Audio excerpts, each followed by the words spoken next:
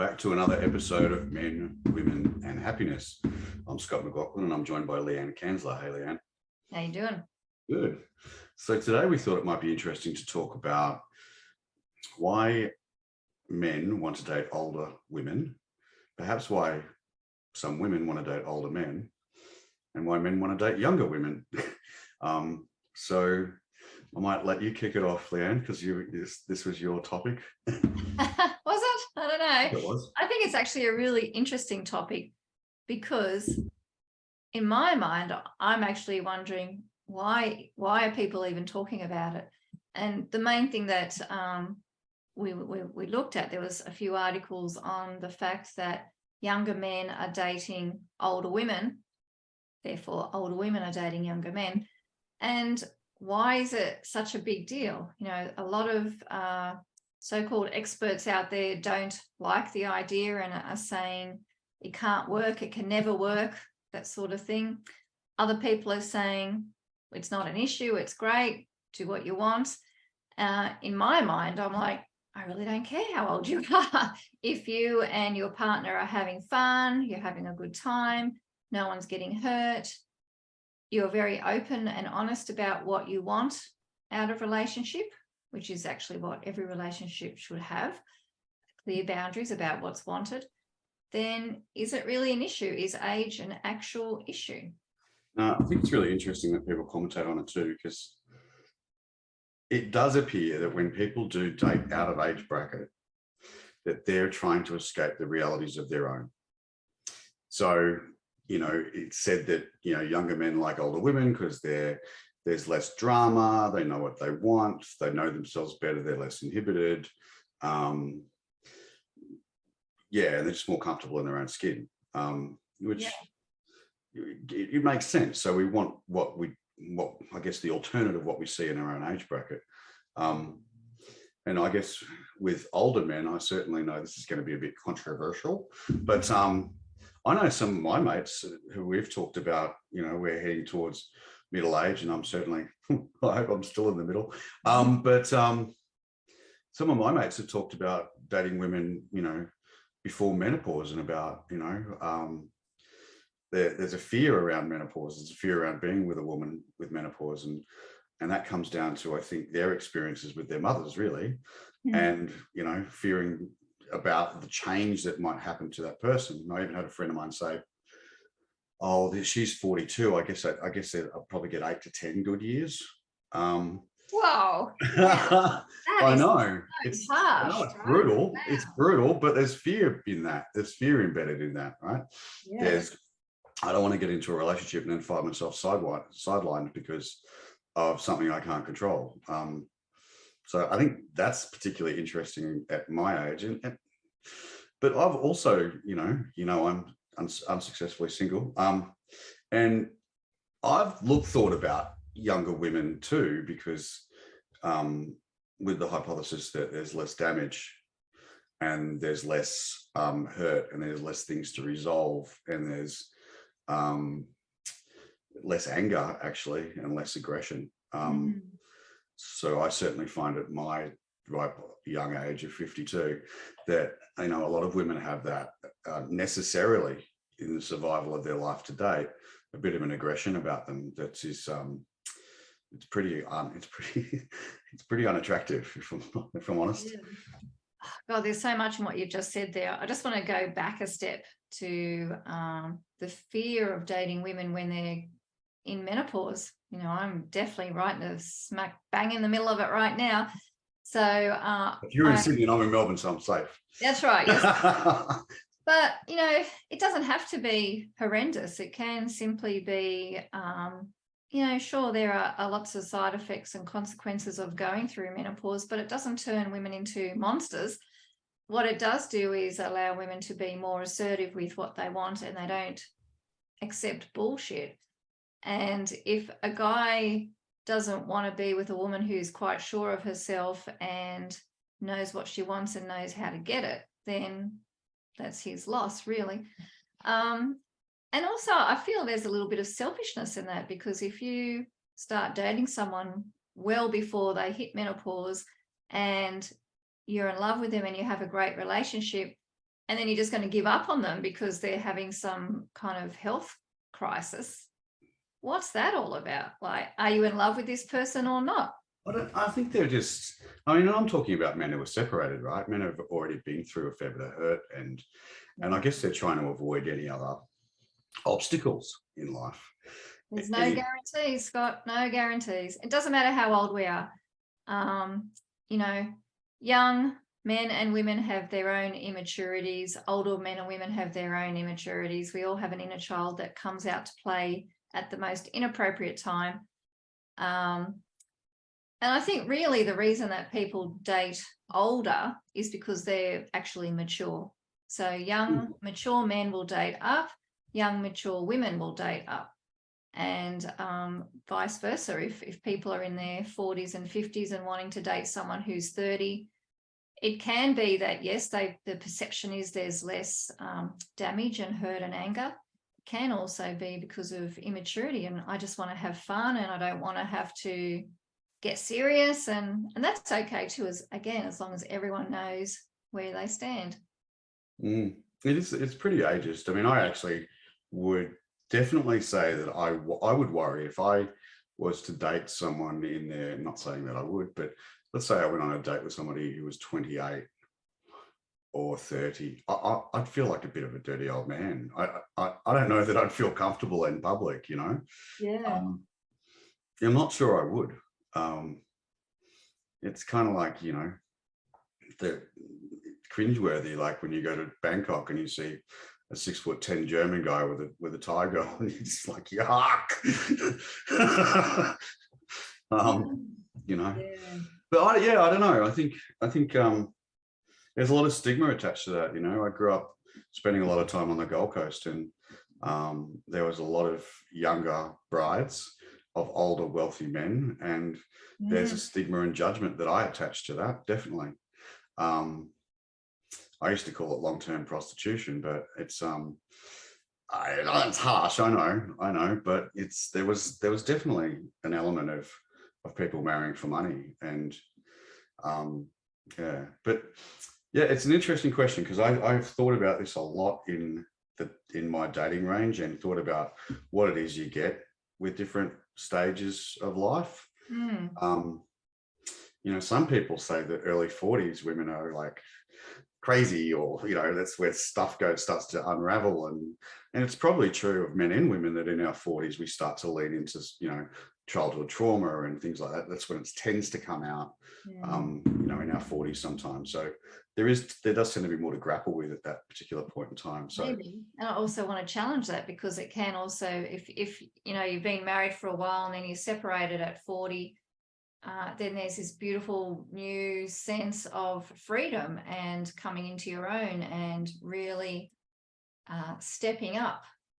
So there's so much variety. I think people and really any sort of research or article is going to be super general, because we could line up 100 people of all different ages, actually 100 people of the same age, and ask them all questions about where they are at in life, and say they're all single, and we would find a huge range of maturity levels, trauma levels, where they want to be in life. Some will just like totally reject the concept of relationship. Some will be desperate for a relationship, and there'll be a big chunk in the middle who are, you know, yeah, I'm ready for a relationship, but I'm not desperate about it, and I don't care, you know, that sort of thing. So I think it's really challenging these days too, with all the apps, and, you know, I've certainly used pretty much all of them, and, you know, there's a plasticity, if that's a word, there's a falseness to expectation, and there's a judgment. So I want someone of this age, of this body shape, of this height, who doesn't have a gym shot, has a gym shot, whichever the case may be, you know, like likes the beach, doesn't like the beach, and all these things are really kind of, they're so shallow, and, you know, that's what you're choosing from.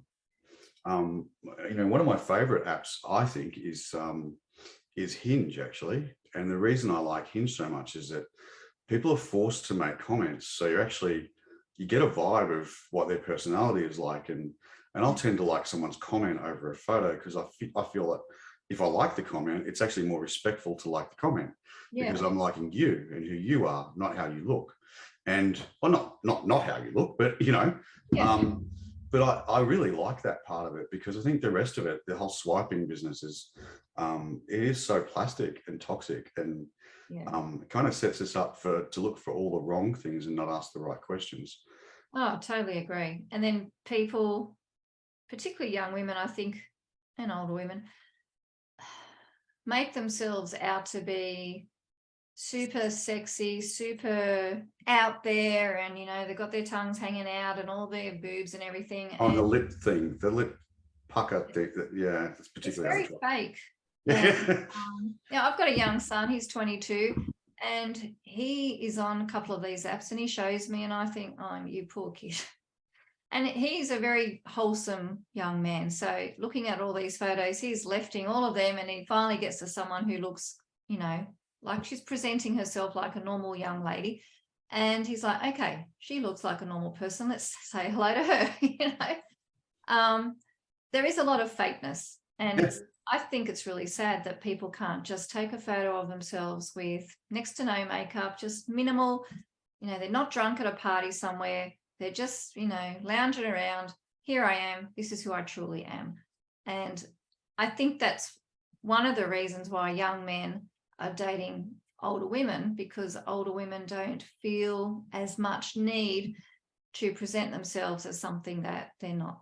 Well, they'll be on the Instagram generation. And it's funny, I was thinking the other day, like the amount of people I've met that have said to me, what I did when I really wanted to meet the right person is I formulated a list of all the attributes that person would have. And what they meant was personality, what things they were interested in, what kind of energy they had, all these sorts of things. And they have all told me that within weeks of doing that, they found their person.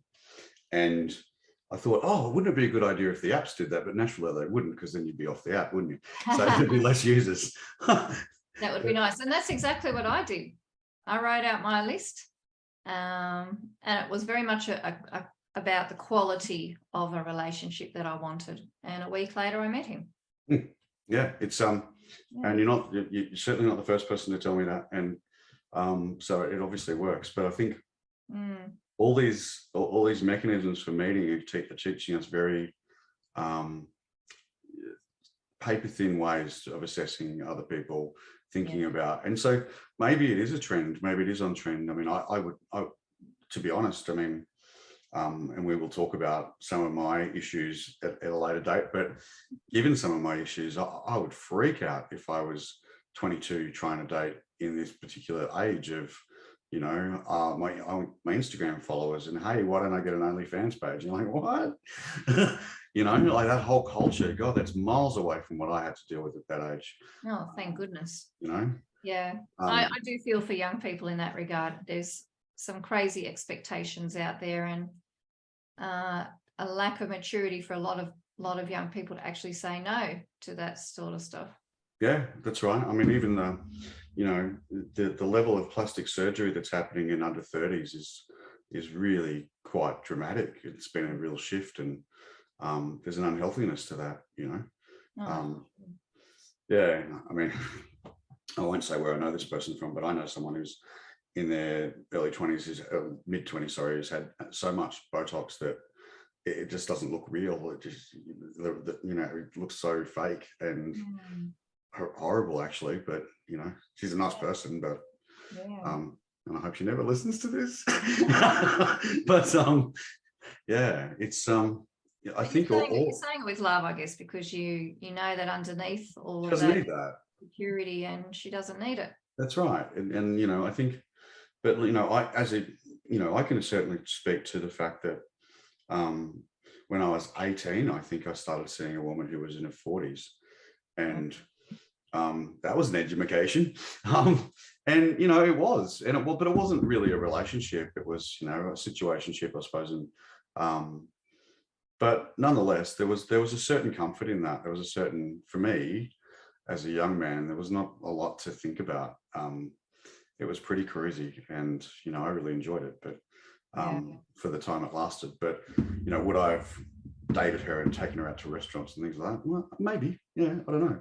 It just wasn't like that. But yeah, I mean, that's a big age gap, 18 to 40, and especially back then. Yeah. Yeah, definitely. I am aware. Yes. But there is a lot of stigma around it, and people do question, why would you do that? And, you know, I think really, as long as everyone is safe and happy, and, you know, the concept of having kids is pretty much off the table because of that age gap. Someone's going to be a bit, you know, if the woman is going to be perhaps past childbearing years, as long as everyone knows where they're at, it really doesn't matter. Yeah, it's so funny you should say that, right? Because I was just telling somebody the other day that I hadn't had the snip. And the reason I hadn't had the snip is not because I necessarily see myself as being a new father at 52, but I don't know if I'm going to meet someone who's younger, who really, we have an amazing relationship and she really wants a child, and I'm not sure I could say no if I was really in love with somebody. So that's why I haven't got the snip, because I haven't actually decided who the person is, and I don't know where in their life stage they're going to land, whether they'll be postmenopausal or whether they'll be pre-child and wanting child.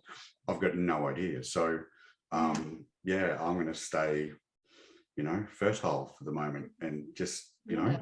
And I guess that's an indicator that you haven't closed off the idea of another child either. No, I mean, God, I'm besotted with my daughter, and, you know, I think it would be hard for me to, you know, parent a baby at this stage with lots of the things I've got going on in life. But again, I think if I was deeply dedicated to that person and that's something they truly wanted, I don't think I could say no. I don't think that would be a boundary. I love kids, and I love the one that I've had. So she would really like it too, I think, in a way.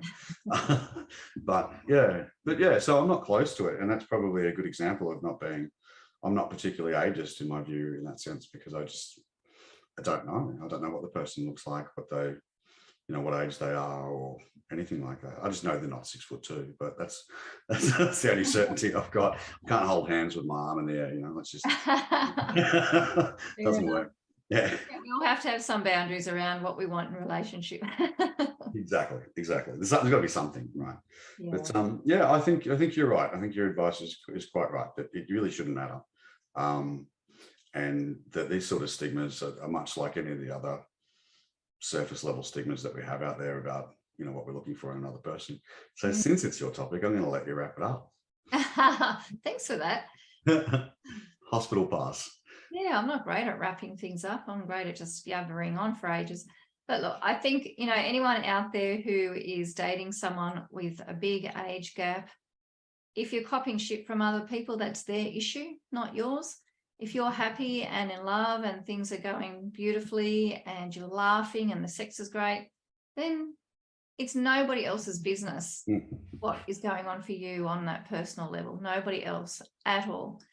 And life is short, and there are so many restrictions and issues already in this world. Why let age and love be a problem? Just enjoy. Yeah, I also think that there's a lot to learn from. Oh yeah, we've gone through different stages of life, right? So whether they're older and they have a familiarity, or, you know, if I was dating someone who was younger, there'd be lots of things that would, you know, be really interesting to me about their lived experience. I mean, I won't deny that I've been a Gen Y critic, you know, for most of my life, but well, not for most of my life, but for a passage of my life, I was a bit of a Gen Y critic when I started entering the workforce, and you know, to be in a relationship with someone in Gen Y would be really eye-opening for me, right? Absolutely. I know there's a distinct difference in mindset, generally speaking. You know, I always point out. Always generally speaking with this. Always generally speaking. Even if there's like only a 5-year, 2-year, 1-year age gap, there's no guarantee it's going to work. So age is no guarantee of anything, failure or success. Yeah, so there's still hope for me. If I'm still on a dating app in 10 years' time and I'm walking around with a Zimmer frame, you know, I'll still have the age range from 30, you know, and see how we go. That's right. That's right. I'm sure we can do some work on that, Scott. I think this entire podcast might be about me actually getting a date, but anyway, we'll see. All right. Well, thanks for joining us, everyone, and we're going to wrap it up there, and we'll catch you next time. Yep. Bye. Cheers.